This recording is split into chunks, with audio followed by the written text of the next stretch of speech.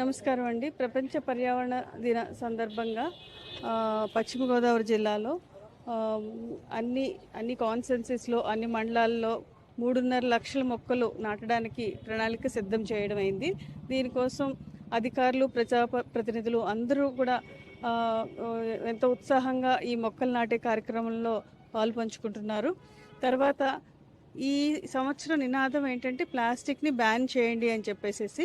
దాంట్లో భాగంగా మనం మన ఊర్లో ఆల్రెడీ ప్లాస్టిక్ని బ్యాన్ చేసుకున్నాము. దాన్ని మరొకసారి రీఇటరేట్ చేస్తూ మన కెనాల్స్, ఇరిగేషన్ కెనాల్స్ అన్నిటినీ కూడా శుభ్రం చేయడానికి జిల్లాలో ఉన్న డిపార్ట్మెంట్స్ అన్నీ కూడా